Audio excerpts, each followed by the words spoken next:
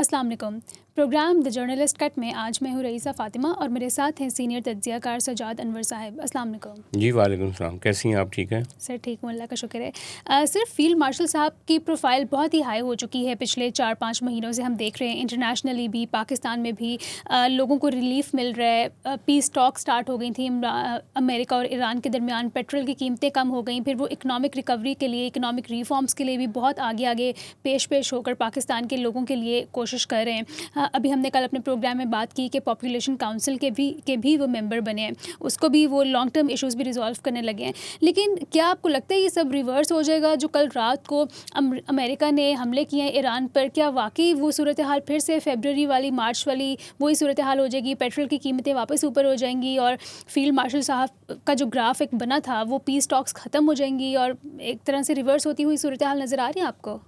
देखिए, जिस तरह से ये कल दोबारा से लड़ाई शुरू हो गई और जिस तरह से ट्रंप बिहेव कर रहा है और जिस तरह से ईरानी भी एक लम्हे के लिए किसी चीज़ को बर्दाश्त करने के लिए तैयार नहीं है। तो जिस तरह से ट्रंप ने कह दिया कि जो इनके दरमियान एक MOU साइन हुआ था, उसने कहा वो भी ख़त्म। तो उससे तो लगता है कि वो जो इस्लामाबाद प्रोसेस था या जो जेनेवा प्रोसेस था, वो सारे का सारा जो है उस पर उसने लकीर फेर दी है। लेकिन वो हाईली अनप्रडिक्टेबल आदमी है और कहा यह जा रहा है कि जो ईरान में इतना बड़ा ख़ामनई साहब का जनाज़ा हुआ और जिस तरीके से ईरानी बाहर निकले, उसके नतीजे में हर तरफ से एक नफसियाती दबाव जो है वो अमरीकियों पे बढ़ रहा था कि अमेरिका ने जो जंग लड़ी अल्टीमेटली वो ईरान ने जीत ली। तो इस तरह के तासुर को ज़ाइल करने के लिए शायद उन्होंने दोबारा से ये जंग शुरू कर दी है कि अमरीकी हेजमनी जो है उसको वो समझते हैं कि वो ऊपर रहे। और वो अभी आपने देखा नेटो के बारे में भी उन्होंने रात कितनी एक एग्रेसिव किस्म की तकरीर की कि मुझे मायूस किया सारे नेटो मुल्कों ने। स्पेन के साथ उसने तजारती ताल्लुकात जो अपने ख़त्म कर दिए। ये अलग बात कि तुर्की के साथ जो सैंक्शंस लगी हुई थी वो हटा दी हैं। तो ही इज़ हाईली अनप्रडिक्टेबल आदमी और अगर उसकी वजह से हम समझते हैं कि अमन आ जाएगा और कोई रीजन में एक सस्टेनेबल पीस आ जाएगा और उससे इकॉनमी बेहतर हो जाएगी और पाकिस्तान को कुछ फ़ायदा हो जाएगा, उम्मीद तो बहुत बड़ी थी। लेकिन अब ये उम्मीद जो है वो रायगा होती हुई भी नज़र आ रही है, क्योंकि जिस तरीके से आपने देखा तेल की कीमतें कम हुई और जैसे हमारे लोगों को रिलीफ मिला कि जो 400 रुपये से 297 तक तकरीबन आ गई प्राइसेस।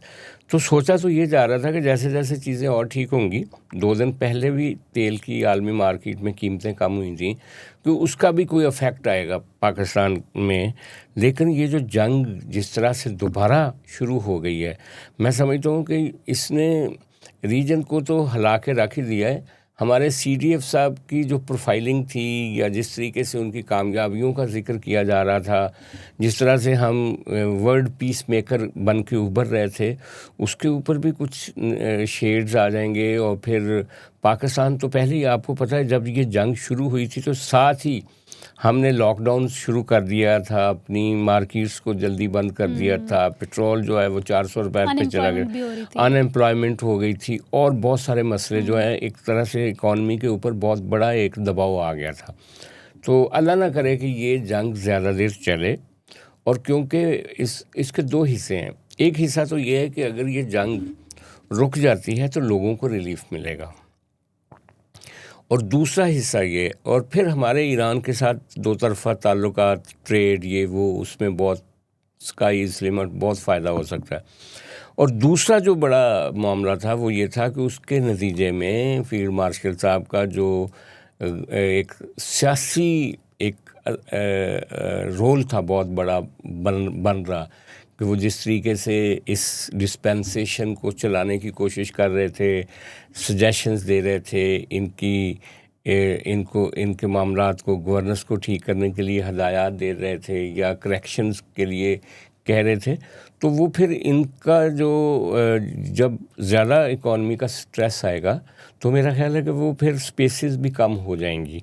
उस तरह से एक अमर्जिंग लीडर के तौर पे जो सामने आना था, उस रोल को भी झटका लगेगा। यही वजह है कि इंडिया भी बहुत खुश है इस सारे दोबारा से लड़ाई शुरू होने पे, इजराइल भी खुश है और कुछ सियासी जमातें भी हैं, वो भी खुश हैं कि उसके नतीजे में उनके नैरेटिव जीत रहे हैं। जी, लेकिन सर फील्ड मार्शल साहब दोबारा से कोशिश तो करेंगे सुलह सफाई करवाने की और पीस टॉक्स जारी रहें, लेकिन ये एक तरह से मुश्किल इसलिए भी है कि इंटरनली भी पाकिस्तान को बहुत सारी, हमने अपने प्रोग्राम में बारहा बात की है कि मिलिटेंसी का सामना है। फॉर एग्जांपल जो अभी DGISPR कॉन्फ्रेंस कर रहे थे उसमें उन्होंने फैक्ट्स आके स्टेट किए कि कल जो बलूचिस्तान में उन्होंने 55 दहशतगर्द मारे हैं, जिसके नतीजे में 42 जो फ़ौजी भी शहीद हो गए हैं। तो अपने घर में भी मसले हैं, बाहर भी सुलझाने हैं, तो आपको क्या लगता है वो किस हद तक मज़ीद कामयाब होते हुए नज़र आएंगे, और ये वाली मिलिटेंसी वो कैसे सॉल्व करेंगे जो बलूचिस्तान का इशू रिजॉल्व होने में नहीं आता? देखिए, बलूचिस्तान वाकई एक बहुत बड़ा मसला बन चुका है। आज ही जो हम देख रहे थे, DGISPR साहब ने एक लाइव अपडेट दिया जिसका आप जिक्र कर रही हैं, और जो बलूचिस्तान से खबरें आ रही हैं वो बहुत अजीबोगरीब हैं। शफीक मैंगल साहब के नाम के एक BLA के एक्स कमांडर थे, उन्होंने वापस उनको छोड़ के तो पाकिस्तानी जो हैं इंतज़ामिया या अदारे, उनको आके सरेंडर कर दिया था। उनके घर पे भी बहुत बड़ा अटैक सुना है कि हो रहा है। और फिर अख्तर मैंगल साहब के एक भाई हैं जावेद मैंगल, उनके बारे में कहा जा रहा है कि वो कमांडर हैं BLA के बड़े। और अख्तर मैंगल साहब जो हैं वो भी काफ़ी अरसे से जो हैं वो टारगेट पे हैं। और मैं समझता हूँ कि ये जिस तरह के वाक़यात कल हुए, आज हुए या हो रहे हैं, इनको बहरहाल मेरा एक हमेशा से एक पॉइंट ऑफ व्यू रहा है कि आप ऑपरेशन भी करें, जो हम एक इंटेलिजेंस बेस्ड ऑपरेशन कर रहे हैं बलूचिस्तान में, वो भी करें, लेकिन साथ ही साथ जो पॉपुलेशन है उसको अपने ख़िलाफ़ होने से हमें ऐसे स्टेप्स लेने चाहिए कि आम लोग हमारे ख़िलाफ़ ना हों। तो उसके लिए ज़रूरी है कि साथ साथ एक पॉलिटिकल प्रोसेस, साथ साथ कुछ बातचीत भी चलती रहनी चाहिए। ठीक है। अच्छा, इसके साथ ही जो लेकिन ये भी याद रहे कि ये जो बलूचिस्तान का मामला है, इसमें बहुत सारे हमारे दुश्मन मुल्क भी इन्वॉल्व हैं। वो वेपनरी भी उनको फराहम कर रहे हैं, पैसा भी दे रहे हैं, और वो उनकी सोर्स ऑफ इंस्पिरेशन है उनके लिए, प्रॉक्सी की तरह इस्तेमाल कर रहे हैं। ये एक और चैलेंज है हमारी रियासत के लिए कि उनके पर काटने के लिए या उनकी सप्लाई लाइंस को रोकने के लिए या जहाँ जहाँ से उनको फीड किया जा रहा है वो फीडर ख़त्म करने के लिए भी बहुत बड़े लेवल पे एफर्ट्स करने की ज़रूरत है। जैसे हमने एक दफ़ा कलभूषण को गिरफ़्तार किया था और वो पूरा नेटवर्क उसका पकड़ा था, अभी जो नेटवर्क काम कर रहे हैं उनको भी पकड़ने की ज़रूरत है। बिल्कुल, होपफुली कामयाब हो पाएंगे उसमें वो। अच्छा, इसहाक डार के नवासे का जो रज़ा डार का कोई 5-6 दिन से चल रहा है केस, बहुत हाईलाइटेड हुआ है, पूरे मीडिया पे छाया हुआ है, उनकी आज पेशी थी, तो आपके पास कोई लेटेस्ट अपडेट्स हैं कि उस पेशी में क्या नतीजा निकला, क्या अपडेट हुई है फर्दर? 13 जुलाई तक इन सब लोगों को जिस्मानी रिमांड दे दिया गया है। ओके। और आज जिस तरह से अदालत में ये सारे मुल्ज़म पेश हुए, उसमें 2 मुल्ज़मों का एक वकील था, वो कह रहा था जी कि हमारे साथ नाइंसाफ़ी हो रही है, बाकी मुल्ज़मों से उनको अलग करके हमारे जो भी ये कह रहे हैं कि DNA मैच कर गए हैं।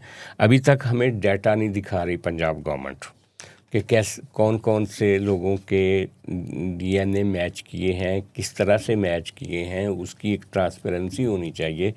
पुलिस ने ये सारा रिकॉर्ड अपने पास रखा हुआ है।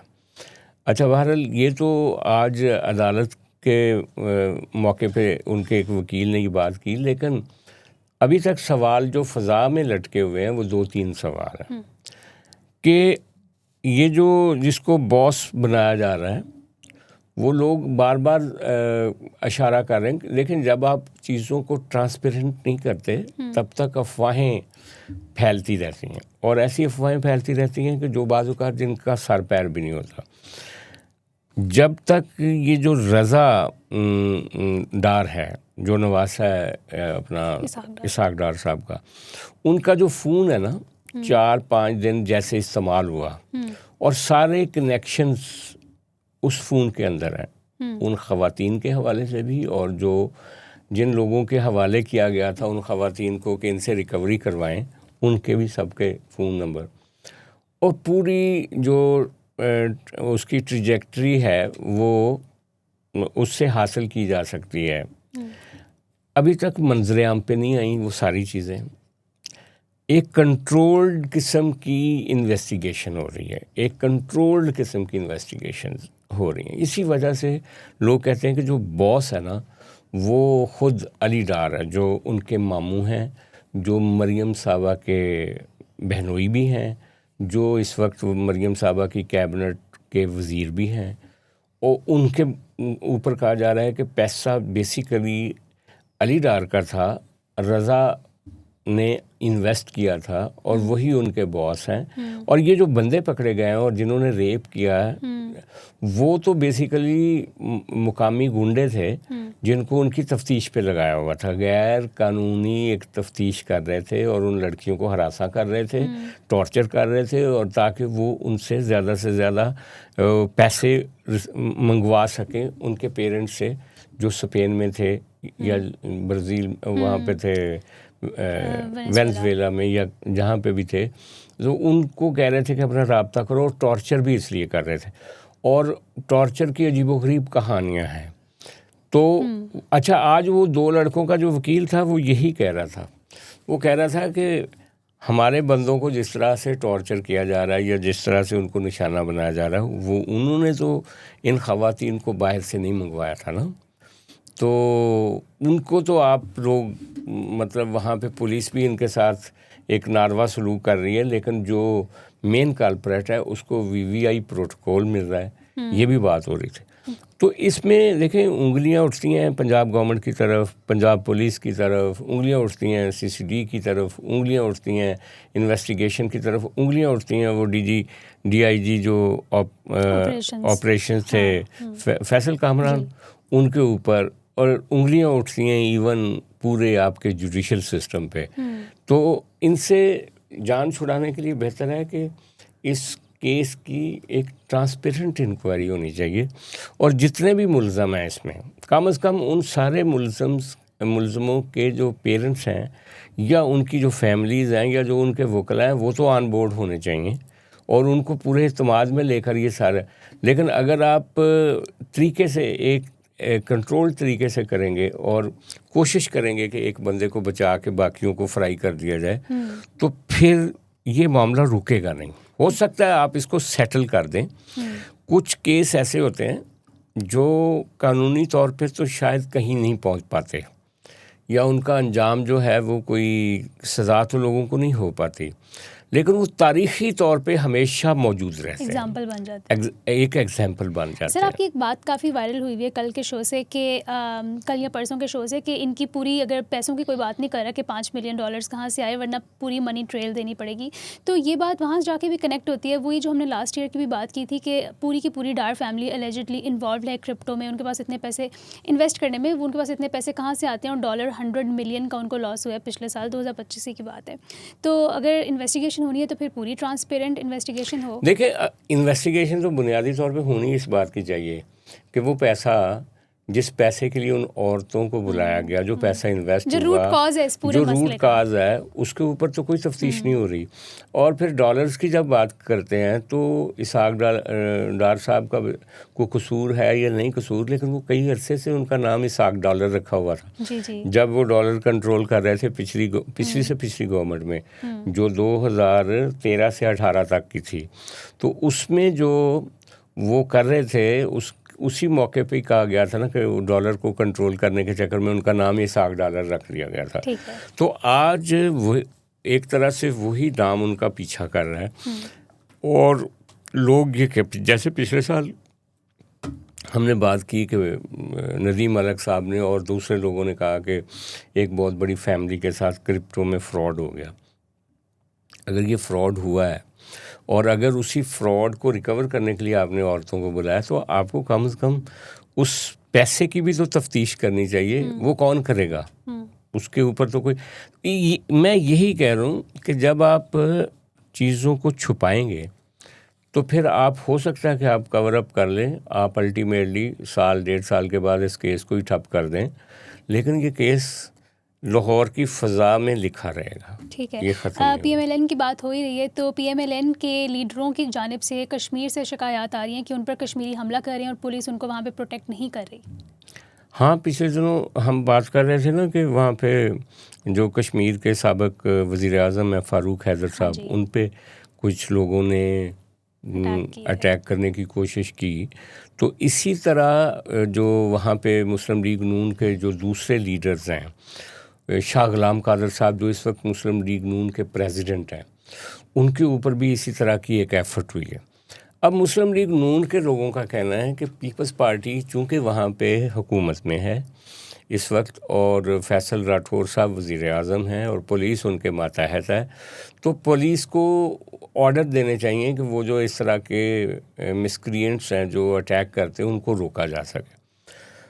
तो लेकिन अब मामला ये भी तो है ना कि पीपल्स पार्टी तो इनको कह रही थी इससे पहले कि जब तक ये जैक का मामला हल नहीं होता आप किसी तरह कोई रास्ता निकालें, इमरजेंसी लगाएं या कुछ करें, इलेक्शन को थोड़ा मुलतवी कर दें। अभी इलेक्शन की फ़ज़ा नहीं है वहाँ पे, और सच्ची बात है वहाँ पे कुछ लोगों की जानें भी गई हैं इस सारे मामले में। तो जिन घरों में इस तरह की मतलब लोग जिनके चले गए इस दुनिया से, उनको वो तो इलेक्शन को बिल्कुल भी इस वक्त कबूल नहीं करेंगे ना। तो वो बात नहीं मानी थी मुस्लिम लीग नून ने, और बल्कि ये शाह गुलाम कादर साहब और फ़ारूक हैदर साहब ने एक प्रेस कॉन्फ्रेंस की थी इस्लामाबाद में हफ़्ता 1.5 हफ़्ता पहले। उनका कहना था कि जो कश्मीर का एक अबूरी आइन है उसमें गुंजाइश ही नहीं है कि आप इलेक्शन जो वक्त पे ना कराएं। हालांकि कोई एमरजेंसी या बाकी कई रास्ते निकल सकते थे, और पीपल्स पार्टी कह रही थी कि अभी चीज़ों को ठंडा हो लेने से बाद में इलेक्शन करवा लेंगे, लेकिन ये नहीं माने। अब सबसे ज़्यादा इनका ये ख्याल था मुस्लिम लीग नून का, देखें ये सियासत है ना, हर पार्टी अपना अपना फ़ायदा सोचती है। पीपल्स पार्टी चूँकि इक़्तिदार में वहाँ पे, तो इनका ख्याल था कि सबसे ज़्यादा गुस्सा लोगों को वहाँ की जो इस वक्त की हुकूमत है कश्मीर में उनके ऊपर है, लिहाजा मुस्लिम लीग नून के ऊपर तो कोई बोझ ही नहीं है, लिहाजा मुस्लिम लीग नून को इलेक्शन में चले जाना चाहिए।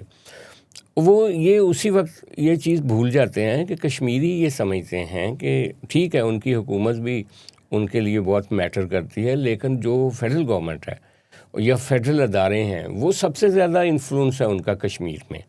तो वो समझते हैं कि ये जो पॉलिसीज़ बनाई गई हैं या जो महाजर सीटों पर रेजिस्टेंस है ये ज़्यादातर मुस्लिम लीग नून की तरफ से है। तो मुस्लिम लीग नून ज़्यादा निशाने पे है उनके ना। पता नहीं, मैंने कल भी कहा था कि वहाँ गर्म पानी है, पता नहीं बिलावल साहब का वो किस तरह से इस्तकबाल करते हैं नहीं करते। वहाँ पे भी कोई रेजिस्टेंस इसी तरह की आती है जिस तरह की मुस्लिम लीग नून के लीडरों को आ रही है। तो मामला थोड़ा सा पेचीदा है, और ये पेचीदगी जो है वो आने वाले दिनों में मज़ीद बढ़ेगी, किसी न किसी शक्ल में आप देखिएगा, किसी न किसी वाक़े की शक्ल में सामने आएगी। हाँ, अच्छा ठीक है। अगर PTI, ये तो हो गई PMLN की और कश्मीर की बात, PTI की भी थोड़ी सी बात कर लें। तो उन्होंने एक APC कॉल की है आज, और अलीमा खान साहिबा ने भी कहा है कि अगले मंगल को वर्कर्स ना आएँ अडियाला के बाहर। तो एक तो अडियाला के बाहर क्या होने जा रहा है कि उन्होंने ये कॉल दिए, दूसरा UK से भी ये ख़बरें आ रही हैं कि आदिल राजा और शहजाद अकबर इन लोगों को बरतानिया जो है वो पाकिस्तान वापस भेज रहे हैं। तो क्या PTI के लिए क्या what is next for them? देखिए आज जो वहाँ पे एक APC हुई है उसमें बड़ी तकरीरें हुई हैं। मुस्तफ़ा नवाज़ खोखर और बाकी लोग, अचकज़ई साहब और सारे जो इनके तहफ़्फ़ुज़ आइन मूवमेंट के हैं, शाहिद खाकान अब्बासी साहब, और पता चला कि JUI भी वहाँ पे गई है और इवन ANP भी गई है उस ऑल पार्टीज़ कॉन्फ्रेंस में। और उसमें उन्होंने आइन की बहाली और बाकी चीज़ों पे बात की है। और मुस्तफ़ा नवाज़ खोखर ने तो यहाँ तक कहा है कि फिर अब कुरान पाक पे सबको हलफ, जो APC पे बिलीव करने वाले लोग हैं, कॉन्स्टिट्यूशन पे बिलीव करने वाले लोग हैं, उनसे भी लेना चाहिए ताकि कल को कोई इक़्तिदार में आके दोबारा आइन के ख़िलाफ़ खिलवाड़ करने वालों के साथ ना खड़ा हो जाए। तो बहुत सारी चीज़ें हैं। PTI की जो सबसे बड़ी प्रॉब्लम है ना, वो ग्रास रूट लेवल पे उनको उनकी जो हमायत है उसको कोई ऑर्गेनाइज करने वाला इस वक्त आदमी नहीं है। गंडापुर ने ख़ास तौर पे केपी में जो मोबिलाइजेशन की थी और 2 दफ़ा इस्लामाबाद आया था, वो बात नहीं कर सके जो नए वज़ीर आला हैं। और कल जो अलीमा ख़ान साहब हैं, उन्होंने भी बहुत मायूसी में ये कहा कि हम हर दफ़ा कोशिश करते हैं, इनको कहते हैं बंदे भेजो, नहीं आते। तो अब उन्होंने साफ ही कह दिया कि वर्कर ना आए, हम बहनें आया करेंगी यहाँ पे और अपना रजिस्टर करवा के एहतजाज चली जाया करेंगी। अलबत्ता ये है कि कुछ लोग हैं जो ज़रूर उनके साथ आएंगे, कुछ वर्कर्स आएंगे, कुछ नईम पंजोथा हैं या for that matter Shahid Khattak हैं या इस तरह के जो लोग हैं वो तो फिर भी आएंगे। लेकिन उन्होंने एक तरह से ये अपनी पार्टी से शिकवे के अंदाज में कहा है कि अब कोई ना आए, जो बज़ाहिर हमें लगा है कि आइंदा मंगल को जो हम कारकुन बुलाते हैं वो ना आए। लेकिन इसके साथ ही साथ कुछ ख़बरें और भी हैं। वो ये हैं कि जो पीटीआई को कंट्रोल करने के लिए एक चपकलश चल रही थी ना बुशरा बीबी के दरमियान और अलीमा ख़ान के दरमियान, वो काफ़ी हद तक ज़ेरे ज़मीन वो काफ़ी हद तक आगे बढ़ चुकी है। देखें ना, पिछले कुछ अरसे में बुशरा बीबी के साथ लोगों की मुलाकातें हो रही हैं, उनकी बहन की, उनकी भाभी की मुलाकात, कुछ और भी लोग सुना है कि मैसेजेस वगैरह, उनकी मुलाकात इमरान खान साहब से हो जाती है बुशरा साहबा की, और बुशरा साहबा की मुलाकात आगे लोगों के साथ हो जाती है। तो उन्होंने एक चैनल जो है ना वो अपना डेवलप कर लिया है। पार्टी काफ़ी हद तक बुशरा बेगम के को अहमियत देती है, क्योंकि उनका ख्याल है कि इमरान खान साहब बुशरा बेगम की हर बात मानते हैं। अलीमा ख़ान साहबा एज ए सिस्टर और उनकी दूसरी बहनें जो अपनी एक बहन होने की वजह से, खूनी रिश्ता होने की वजह से वो हर मंगल को जाती हैं वहाँ पे, लेकिन धीरे धीरे उनके हाथ जो पार्टी के साथ उनके जो ताल्लुक़ थे वो ख़राब होते गए। वो जिस तरीके से बात करती थी, अब बैरिस्टर गौहर और मोहसिन नकवी ने जो कोशिशें की थी वो भी पीछे हट गए सारी बातों से। तो पीटीआई के अंदर एक जो प्रॉब्लम है ना, वो बुशरा बीबी का जो कंट्रोल है उसकी वजह से भी इनको अलीमा ख़ान साहबा को एक तरह से पीछे हटना पड़ा। दूसरी बात यह है कि ये जो अभी केपी असेंबली ने एक बिल पास कर दिया है मरात का और ब्लू पासपोर्ट का, वो भी एक कंट्रोवर्सी बनी हुई है। कल मैं मिशाल यूसुफजई को सुन रहा था, उसने कहा कि ये इमरान खान के एजेंडे के ख़िलाफ़ है। तो सुहेल अफरीदी पे नए एक तरह से इल्ज़ामात लग रहे हैं, और वहाँ पे जो पहले ही एक लॉबी मुतहर्रक हुई है, वो तनख्वाहें बढ़ा रहे हैं, वो ब्लू पासपोर्ट की बात कर रहे हैं, वो और मराद की बात कर रहे हैं मेंबर्स के लिए।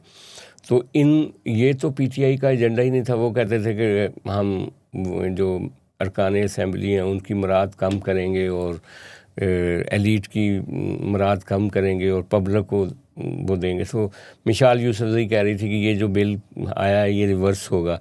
अब कैसे रिवर्स होगा, एक दफ़ा तो वो पास हो चुका है, कौन रिवर्स करवाएगा, किसके ऑर्डर पे होएगा, ये तो आने वाले दिनों में। तो काफ़ी टूट फूट है विद इन पीटीआई। अगरचे देखें उनको काम करने का मौका भी नहीं मिलता, फिर अगर बात करें तो उनके ऊपर दबाव भी बहुत है, लेकिन ये दबाव सारी पार्टियों ने फेस किए हुए हैं, और पार्टियों के ढांचे नहीं टूटे थे जिस तरह से इनके ढांचे टूटे हुए। मुझे याद है मियां नवाज शरीफ अपनी पूरी फैमिली के साथ चले गए थे, तो यहाँ पे जावेद हाशमी को प्रेसिडेंट बनाया था उन्होंने अपनी पार्टी का, लेकिन उन्होंने एक फ़ाइट की थी और फिर उनको एक लंबी जेल भी काटना पड़ी।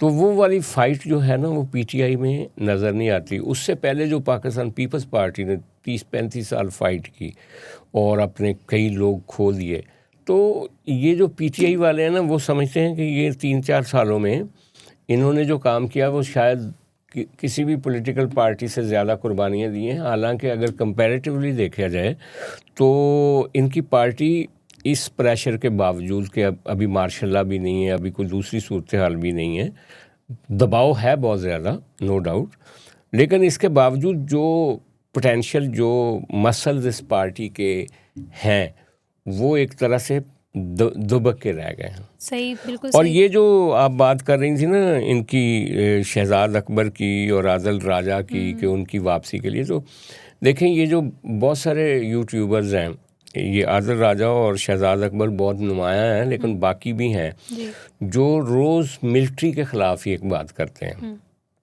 आसिम मुनीर साहब को निशाना बनाते हैं, और उनका ख्याल है कि जब तक आसिम मुनीर साहब हैं पीटीआई का कोई फ्यूचर नहीं है। साफ सीधी बात है।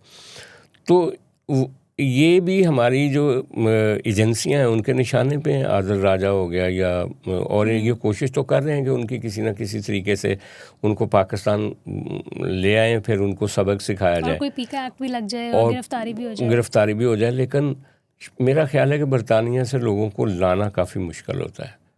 मियाँ नवाज शरीफ को कोशिश की थी ना, उनका पासपोर्ट कैंसिल कर दिया, ये कर दिया, लेकिन जब मौका आया तो आपने अपना जो एम्बेसडर था लंदन का वो उनको भेजा उनके पास, और उनको प्रोटोकॉल देकर आपने पाकिस्तान मंगवाया था। तो कई दफ़ा ये बरतानिया में जाने वाले लोग आपकी मर्ज़ी से वापस नहीं आते। हाँ, उस वक्त आते हैं जब उनकी आपसे मामला तय हो जाते हैं। ठीक है, और जितना माशाल्लाह हाई प्रोफाइल है तो वो वापस बुलवाना चाहें तो बुलवा सकते हैं। लेकिन सर, आपने बरतानिया से लोगों के वापस आने की बात की, रेहान तारिक का केस मुझे अभी याद आया। मैं लास्टली आपसे यही सवाल पूछूंगी कि वो लाहौर एयरपोर्ट पर लैंड किए हैं तो उनको NCCIA ने गिरफ़्तार कर लिया है, और ये गालिबन उसी पॉडकास्ट के नतीजे में है जो उन्होंने एक कॉन्ट्रोवर्शियल अलामा जवाद नकवी के साथ किया था। देखें, ये अनफॉर्चुनेट वाक़या, रेहान तारिक एक नौजवान ब्रॉडकास्टर है, उसकी अरेस्ट पे अफसोस तो हुआ, लेकिन मैं ये अर्ज़ करूँगा कि हमारे बहुत सारे एंकर और बहुत सारे वीलॉगर्स वो अपने व्यूज़ के चक्कर में ऐसी कंट्रोवर्सीज़ को जाके टच करते हैं जिसके नतीजे में एक बड़े पैमाने पे नफ़रत फैल सकती है। एक बड़े पैमाने पे आप एक इश्ताल जो है ना उसको हवा दे सकते हैं। तो जिस तरह की उन्होंने, मैं समझता हूँ कि ये मामला रेहान तारिक का ही अकेले का नहीं है। बहुत सारे एंकर्स ने जिस तरह के ऑड किस्म के सवालात सलमान तासीर साहब से पूछने शुरू किए थे और उनको फंसाने की कोशिश की, और अल्टीमेटली उनकी जान चली गई, और इन लोगों को शर्म नहीं आई, कोई रिस्पॉन्सिबिलिटी नहीं, कोई किसी ने जिम्मेदारी नहीं ली, किसी के ज़मीर ने मलामत नहीं की कि कहे कि हमारी गलती थी, हमारी गलती से एक बंदे की, कीमती आदमी की जान चली गई। इसी तरह ये रेहान तारिक साहब हैं, ये अपने शो की रेटिंग के लिए बाज़ औक़ात जिस तरह से मैं देखता हूँ कई लोगों को बुलाते हैं, फिर एक ऑडियंस बुला लेते हैं, फिर उस बंदे की कवाली शुरू करवा देते हैं, एक तरह से उसको बेइज्जत करना शुरू कर देते हैं। देखें, आप किसी से उसकी ज़िंदगी के बारे में सवालात कर सकते हैं, फ्रैंकली हर चीज़ पूछ सकते हैं, लेकिन किसी को ह्यूमिलेट करने का हक़ नहीं है आपके पास। तो लिहाजा इन रेहान तारिक साहब समेत इन तमाम दोस्तों को चाहिए कि एक जो कवायद हैं, जो एक मारूफ नॉर्म्स हैं ब्रॉडकास्टिंग के, उनको सामने रख के ही बात करनी चाहिए। ठीक है, देखते हैं इनके इस केस की क्या प्रोसीडिंग्स होती हैं मज़ीद। सर, बहुत शुक्रिया आपके आज के तज्ज़िये के लिए। Thank you so much for watching. कल हम हाजिर होंगे एक नए प्रोग्राम के साथ, तब तक के लिए खुदा हाफ़िज़। खुदा हाफ़िज़।